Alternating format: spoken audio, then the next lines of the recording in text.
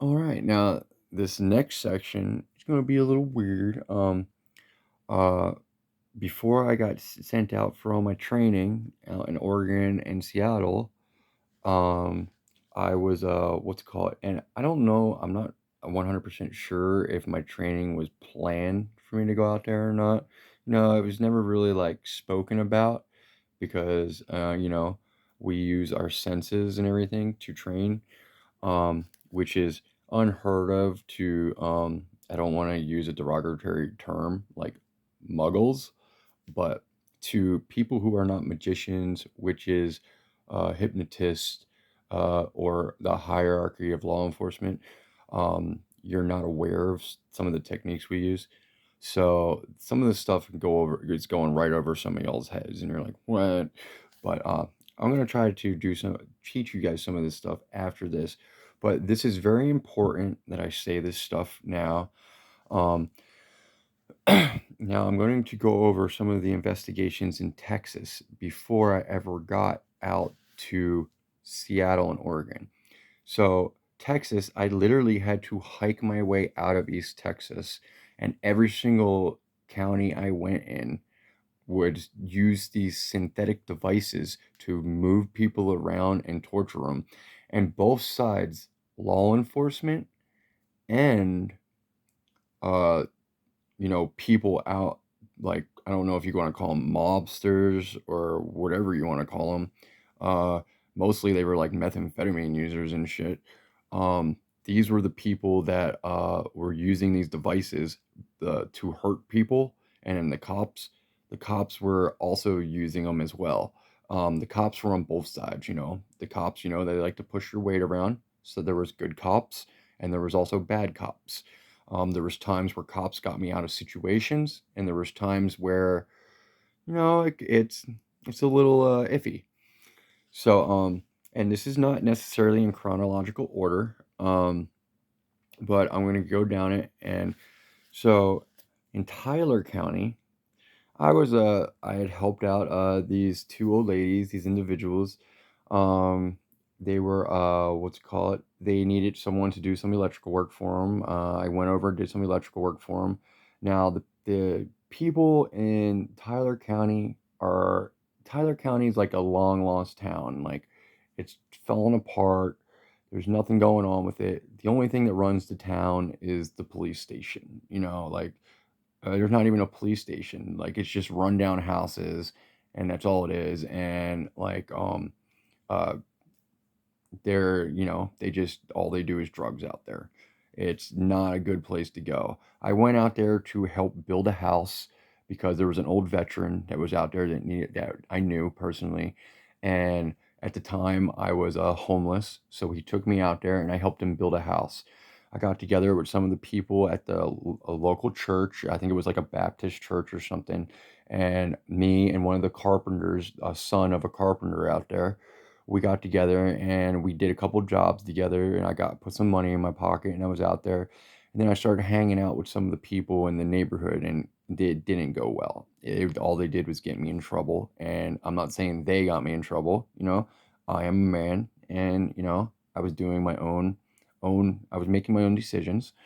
um so now, I was helping these two ladies out. I believe they were two like lesbian ladies. They lived in a purple house. They were elderly. Um, After I started helping them, they uh, it was kind of weird. One of them passed away, and because they had such a close connection to each other, the other one went into like a deep state of like depression, and then within 2 weeks of each other, they both passed away and went to the other side together. Um, but so now I I had permission to be in their household, which I wasn't in their household. They offered me to move in their household, and I never moved in. I had a key to their household, um, and but I was living in a separate household at the time. Now, these individuals, these women, their house was filled with antiques. Okay, and out there, the substance abusers of the area, that was one of their hobbies, was to go, and they called it pilfing, go pilfing through shit. So, these people were like, they kind of, because I went over there and helped these people, they knew about this household. So one night I was homeless, and I'm with a female named Taylor. And then I'm also with another kid. I forget his name. He had red hair. He was a younger kid. Well, anyway, we go over this house because I had a key to it, and I'm like, hey, you know what? Let's just go sleep in this house because we have nowhere to sleep. So we go over there, and then immediately when I go in the house, I'm like channeling them or something. Like I'm connected to these women, right? But they're passed away, and I immediately go into a state of very sympathetic state. I start tearing eyes, and I say, I'm sorry for bringing these people to your house. And I immediately go to Taylor and the other male individual, and I say, hey, guys, we need to get out of this house. I don't want to be here. We don't need to be here right now. It's not good for us to be here. I told them not to take anything, and I say, let's get out of this house. So we leave the house, right? Well, over the course of like a month or two, I'm hanging out with the same female. She has a family house in a little town called Danby. Well, when we're in her house, the police officer parks down the street, and somehow he uses these synthetic machines to puppeteer us and have us walk out of the house. And then he arrests both of us for being in these females' houses.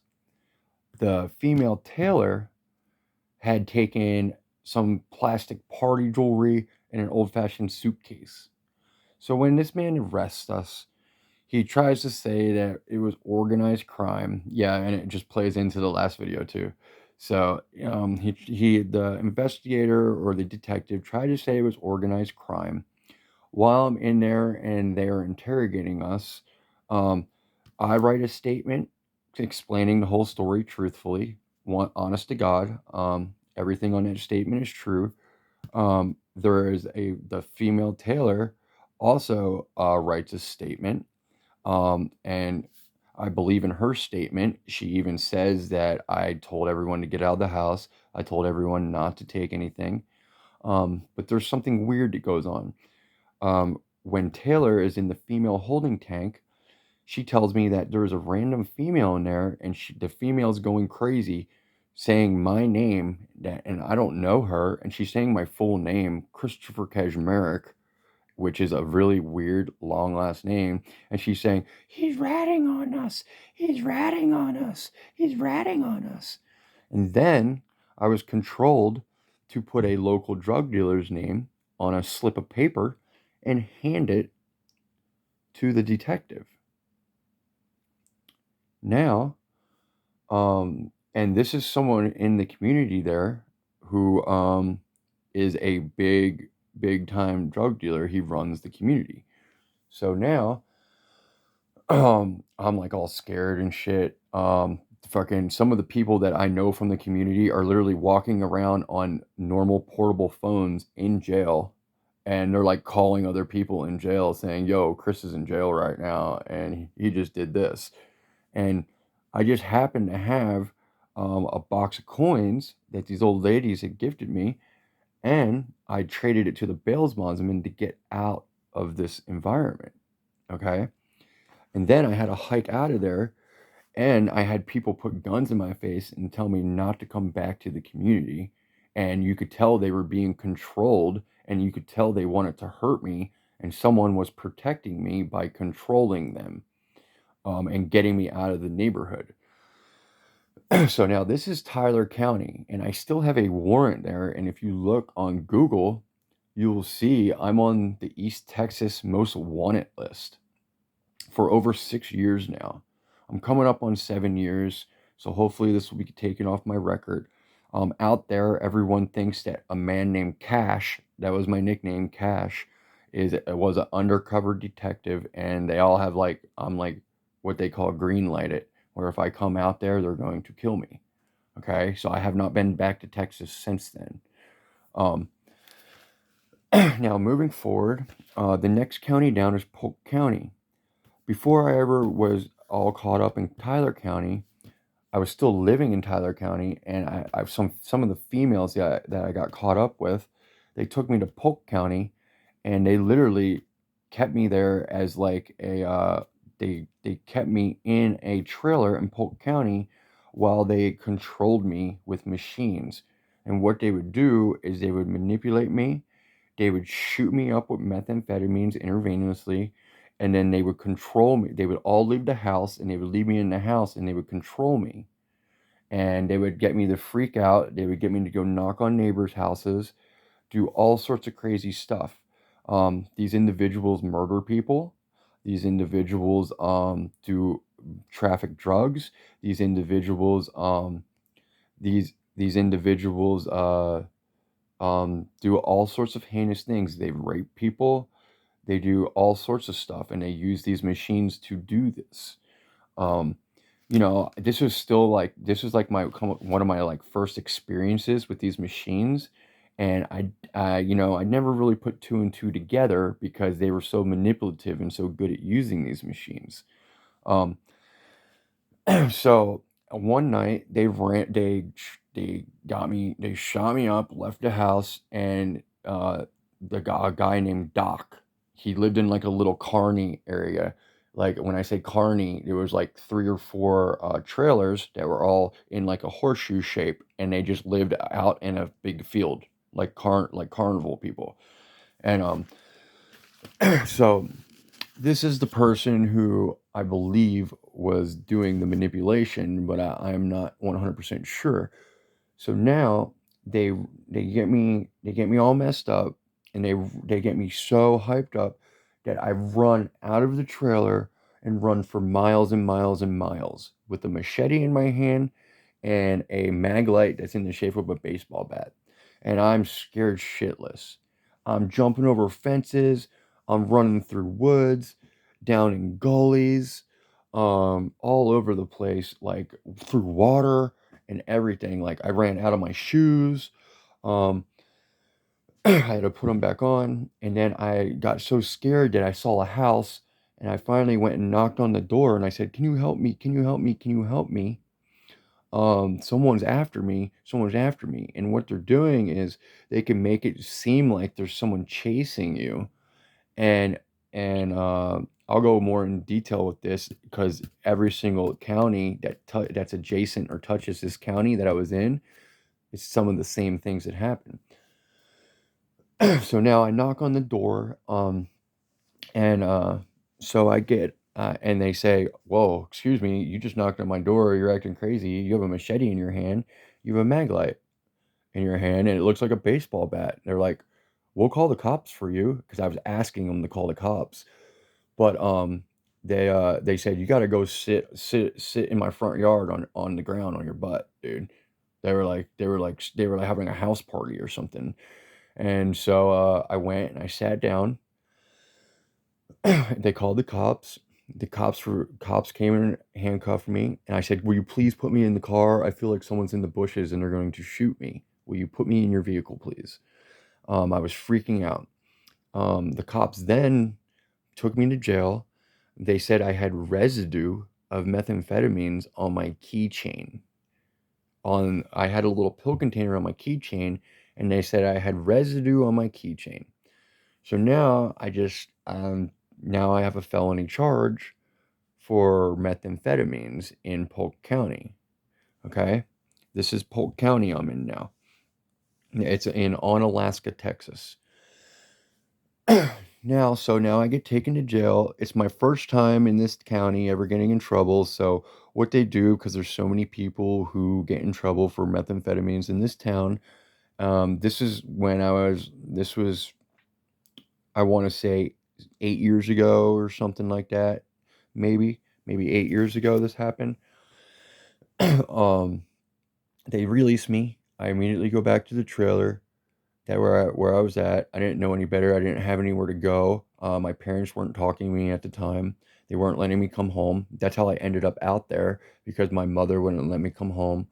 Um, I kept on crying to come home, and she wouldn't let me. So I ended up getting stuck out there. And then what happens is they're like, "What the fuck? Like, dude, you like they think I snitched them out or something, right?" So what they do is they end up puppeteering me over to San Jacinto County. In San Jacinto County, they have people that live, they call them the river bottom people, okay? And now these river bottom people, literally, it's like dirt roads. There's like a big dam or jetty, and then it goes to the San Jacinto River. And these people, what they do is they catch and release people like game, and they hunt them down. Okay, so they got me high over there, and I was over there for like 2 weeks. Every time I tried to leave the neighborhood, they puppeteered me to walk back in the neighborhood and walk back to their house. I was literally living with no food, no nothing for like 2 weeks, skin and bones. And these people are like, the hills have eyes, like straight up, the hills have eyes. Like they don't give a crap about life. They don't give a crap about nothing. They go around on jacked up four wheelers that they stole from rich communities, and they all have guns strapped to them and big bayonet knives, and they're literally like straight up hills have eye rednecks, like the Devil's Rejects. If you ever seen that movie, it was like the Devil's Rejects. Okay. There was one occurrence where I seen someone kneeling down at the water line with a bag on their head, and there was 20 people behind them with guns and shit. I mean, and I didn't stick around to watch what happened next. And this was like they would throw people in the river and feed them to giant alligator gars, and they would feed them to gars and stuff. Well, one night they got me to they did the same exact thing. They beat me up, they jumped me in a circle, and then they released me. They pushed me out. They pushed me out, and they said, "You better get the fuck out of here." Well, then all of them got in the back of their trucks like crazy drunk rednecks. They're like, "Wow, wow," with guns, and they're driving around trying to find me, and I'm hiding in the woods, and it's pitch black. There is no street lights in there. I don't have a cell phone. I'm in the woods, pitch black, freaked out. They're using these synthetic machines. They make me they keep doing barking sounds like a dog is behind me, like they have dogs on leashes trying to find me, and I'm running around. I finally make it to the front of the neighborhood, and there's police officers there with lights on, and they're blocking the individuals from driving out of the neighborhood. And it's like the police officers like subliminally guided me to run through a field and get out of town that wasn't get out of their little town there that wasn't part of a road, and the police officers had all the roads blocked off so these individuals couldn't get out. um, so I run out. I run all the way down the street. I go to the first bar I see, and I sit down inside it. While I'm inside, the synthetic frequencies torture me so much that I'm scared as fuck, and I end up having to leave the bar. I have a huge welt on my forehead from getting messed up. Huge welt. Um, from when they jumped me. I'm freaking out. I'm going crazy. I immediately go across the street, and I'm just like, I just give up. I get on my knees and I say, and I put my hands up like this and I say, if you guys are going to kill me, just kill me. I can't take this. I said, I can't do this no more. And I didn't know what to do. And so I believe that the cops puppeteered me or controlled me. They had me jump a fence, an 8-foot fence, and there's a fenced in jetty. And so the cops had me run back and forth on the jetty so they could watch me and make sure that fucking I wasn't, or the tormentors did. I'm not sure. It's one or the other. I think it went both ways, that they could see me run across the jetty. And for like an hour, they had me run back and forth across the jetty. And the whole time, I'm getting a sense in the same direction, because you could sense the direction of where the shit's coming from. The same direction of where the neighborhood was. And they're like, "Oh, we're gonna kill him. We're gonna shoot him from here. We're gonna do this. We're gonna do that." And then I finally, after like an hour running back and forth, I thought about just swimming in the water and swimming away. Um, I go to there's a KOA campground like across the street. I go to the campground and I'm thinking about banging on trailers and I'm thinking about the last time I banged on a door and I'm like, no, I'm not going to do that. And so for another 2 or 3 hours, they torture me and torment me. They run me around.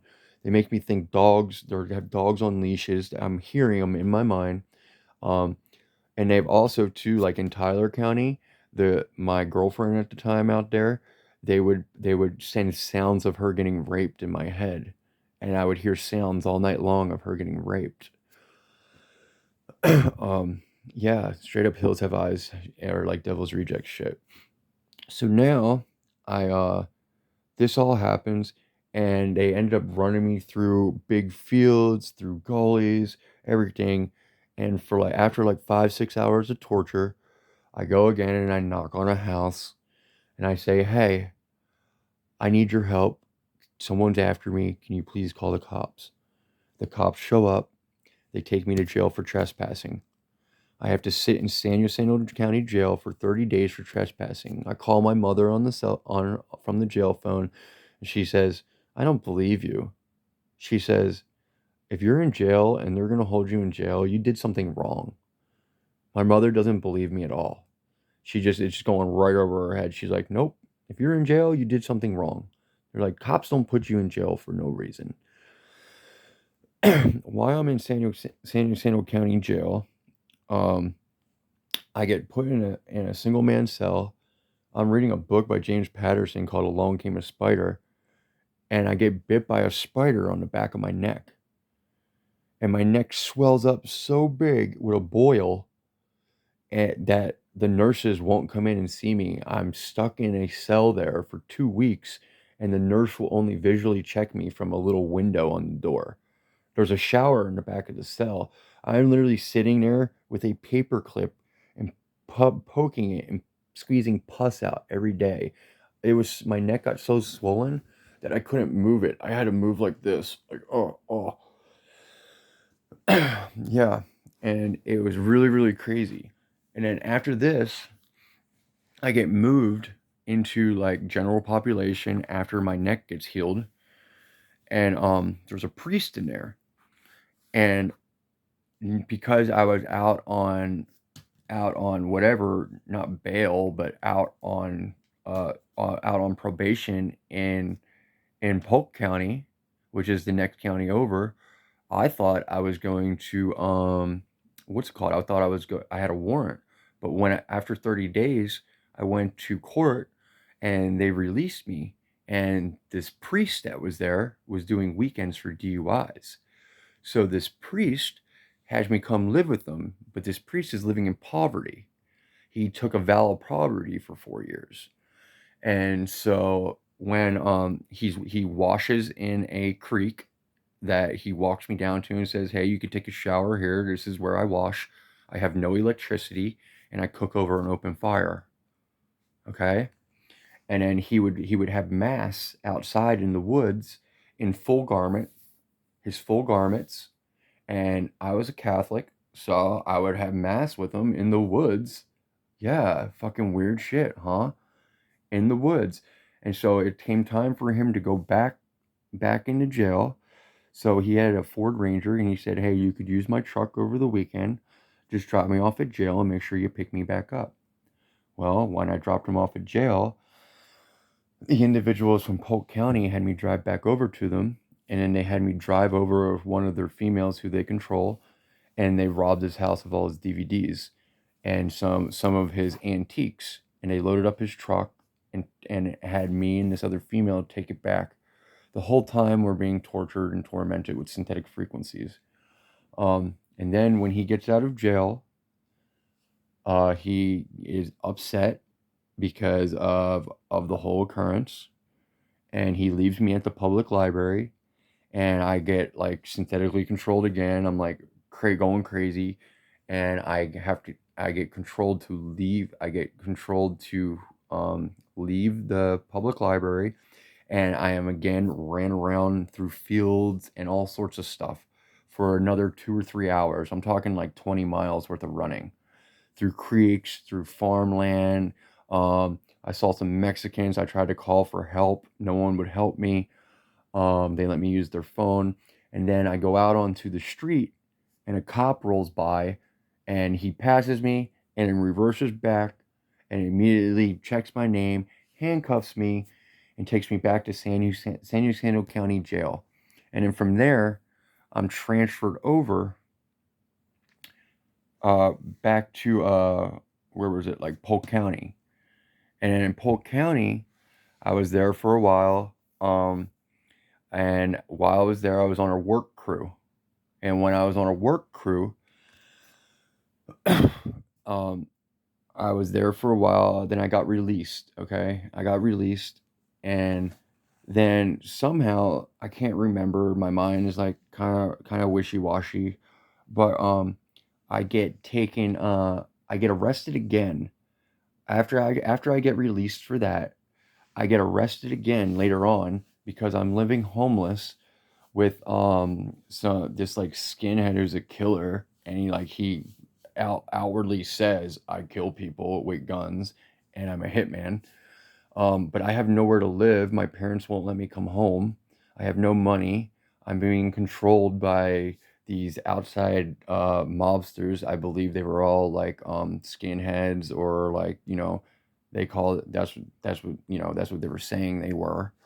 Um, and not me. I am not. I do not lump me in that fucking category. I fucking swear to gosh, I am not anything. I am not connected with anything like that at all. I am a But well, anyway. So long story short, I ended up moving out of this guy's trailer because I couldn't live with him no more. He was like crazy. And when he left, he had a generator, and I was living in a trailer with no electricity and shit. Or no. Well, anyway, so I take his generator and I sell it for money because I needed money to live and eat. And I didn't have food. I was literally where I was living, they had sugar and flour, so I was making cookies every day to eat. I was literally living off of cookies. Um, and I had no one to help. They rid me of all my family. They rid me of all my friends. I had one friend, and this friend also wanted to steal the generator, and he got pissed off, so he called the cops. This guy's name was John. He called the cops on me because he wanted to steal the generator and I did. Okay? And I'm not saying that this is good, bad. I'm just telling you my story because this is real shit and this happens out in East Texas. And yes, it plays into investigation as well, on top of all this tormentation. So I go back into jail in Polk County. Now I'm back into jail in Polk County. I get put on the work crew, an outside work crew, a grounds crew. I'm there for like a few months. It's going good. And next thing you know, all these inmate workers start telling me, and you could tell they're channeling to me like someone's telling them to tell me this stuff. They're telling me all the dirt on the jail. Okay. So freaking, I'm told that a man named Richard Jerry, who he used to be a detective, uh, s- took $50,000 off a drug bust, and because of that, they were never able to prove it, but they moved him to a transport officer instead. He should look straight up like a Wayne's brother. He's an African American, tall, skinny male. He's really fast.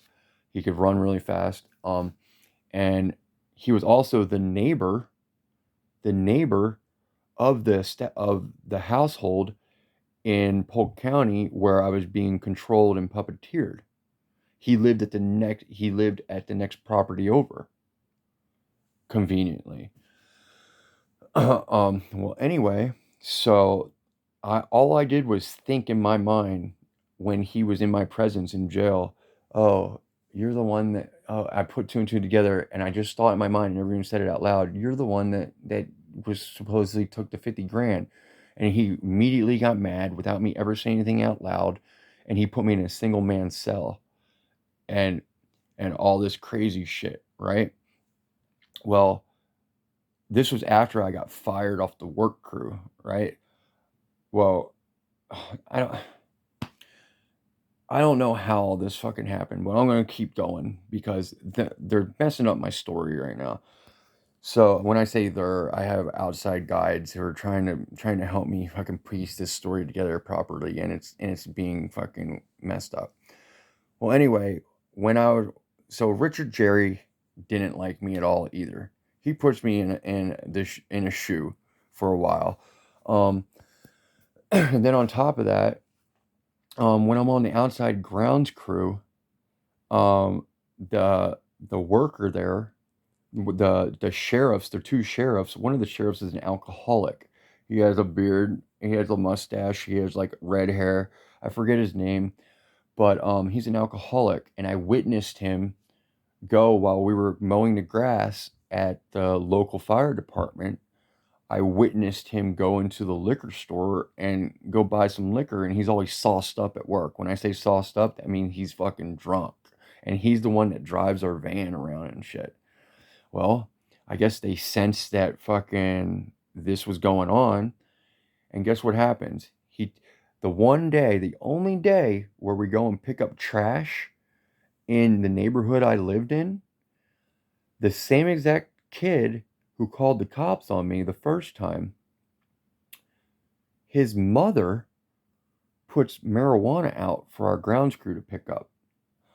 So the grounds crew picks it up, it gets taken back into the jail facility, and now they find it in a pair of community shoes underneath the sole, but I'm the only one that gets in trouble, right?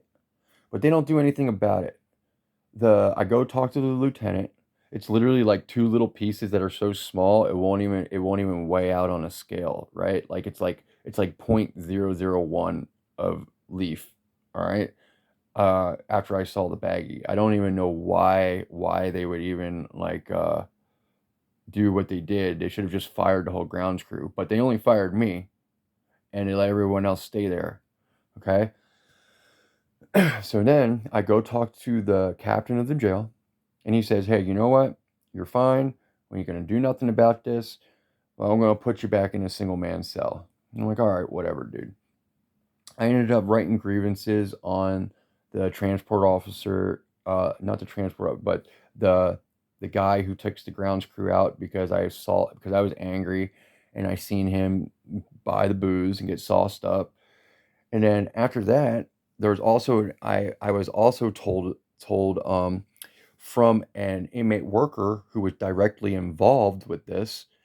The inmate worker at another point in time before I was there, they went out and they busted a marijuana field, okay? And then they didn't just bust the marijuana field. All of the workers from the jail would take the inmate workers out in the middle of the night, take them over to their storage facility, which is connected to the jail on the same property, and they had all the inmate workers trim the bud and get ready to sell it. Hundreds and hundreds of pounds of bud. And then all of a sudden, and I was told this from a worker who was part of the crew that trimmed the bud. Now, all of the workers there, Mrs. Wright, the captain, they all got brand new fucking cars. I mean, I'm talking like fucking shiny fucking Jeep Rubicons with lifts. I'm talking Dodge Chargers, souped out, decked out. They got everything over there, man. They're in a small shitty ass town and they are not making the money to do this shit.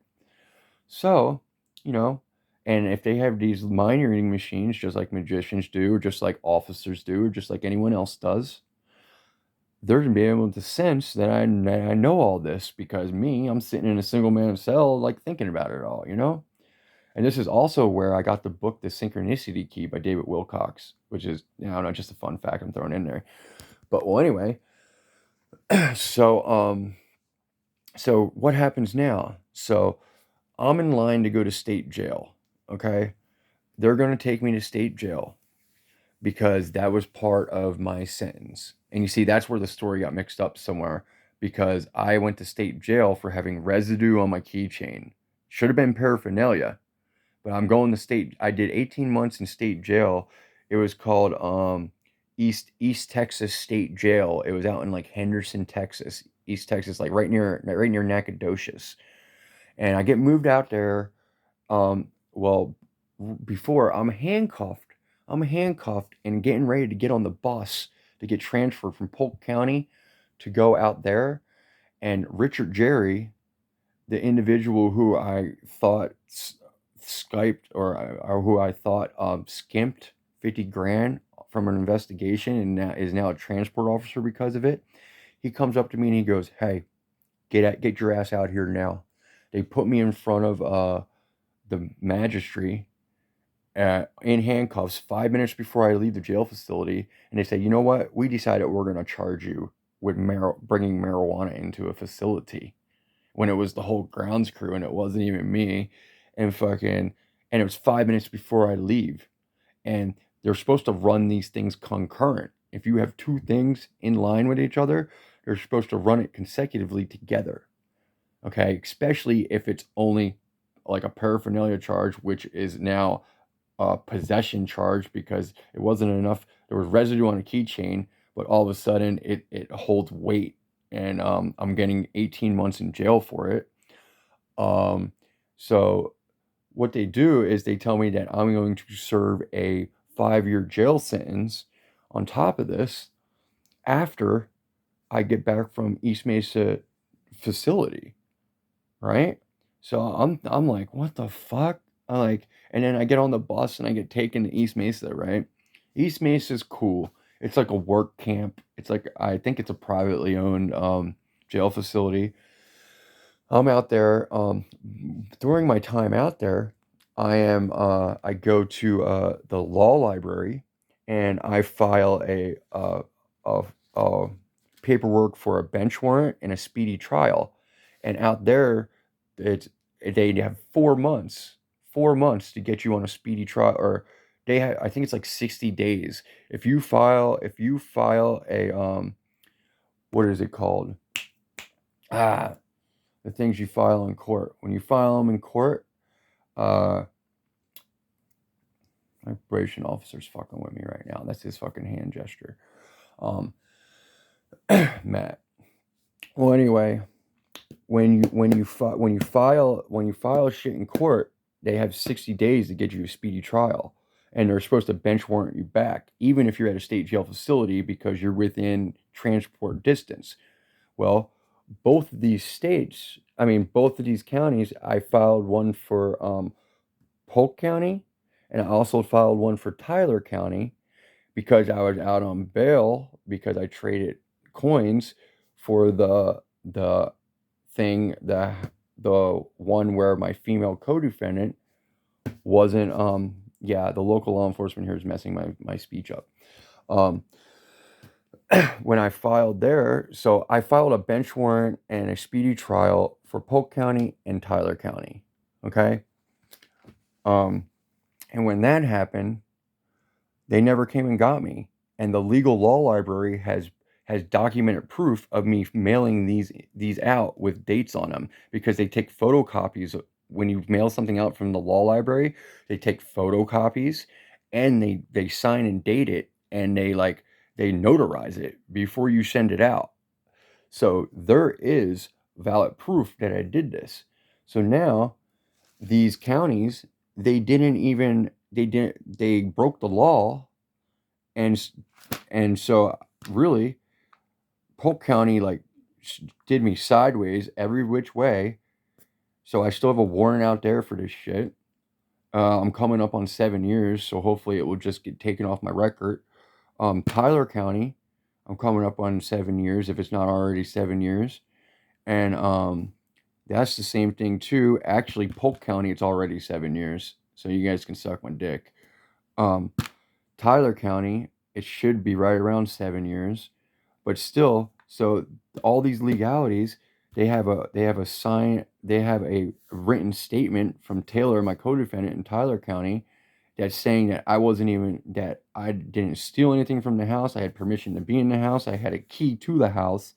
So if anything, they could say maybe trespassing, maybe, but they were trying to say it was organized crime, and they were trying to give me another 5-year jail sentence. And this is how these counties work out there. And these counties work out there this way because the whole town strives on the police force, because all the jobs in the town are the courtrooms, the legal officers, the county clerks, the cops, and what they do is they just literally they just keep putting people in the system because that's their only jobs in the area. So it's like a catch 22, you know? It's like really, really, it's bad, you know? So that was some investigations on top of all this shit. Yeah, and it was weird how a priest fucking got me out of jail for a minute and put me back. I do have connections to the Vatican, and I'll go into that. We'll go into that later. Now I'm going to stop this video because it's very long, and there's one more county at the end of this that you guys are going to really like think about.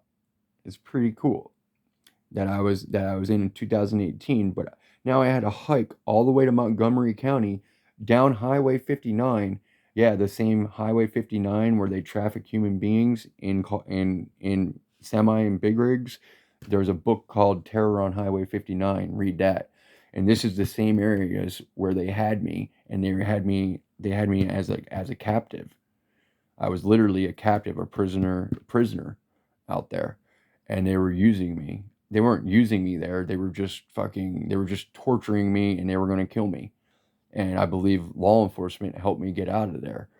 Um, but now I'm going to stop this video, and I'm going to go into my Montgomery County.